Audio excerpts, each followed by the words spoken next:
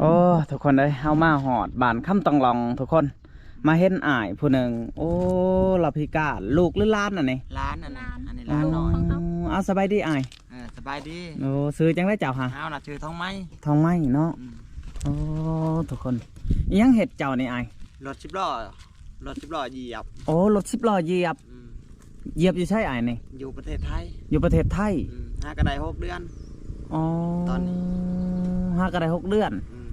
ลุงเมียมีอยู่บ่อ้าย ลูกเมียน่ะมีแต่เขาปะเอาแล้ว ป้าแล้วเนาะ มาแล้ว โอ้เพราะว่าเขาเห็นสภาพเขาหลับบ่ได้เนาะอ้ายเนาะ เขาเป็นสภาพนี่แหละเขาหลับบ่ได้แล้วเขาปะเอาไป อ๋อ เอาก็ได้มาอยู่น้ำพอน้ำแม่ พี่น้องเอ้ย แต่ตอนนี้ก็ยังบ่ทันมีหยัง เฮาคิดว่าเมียเจ้านี่บ่แม่นน้องสาวเนาะ อันนี้น้องสาวเฮาอันนี้ อ๋อและอ้ายผ้าให้น้องสาวพาไปหาเลาะลิน แม่เล่นในคาลิฟอร์เนีย เอาให้น้องพามาลงมาลุมลงมาลิน โดย แต่ว่าเฮาอยู่เพื่อนกะมันเป็นแบบนี้แหละมันไปใช้บ่ได้นะ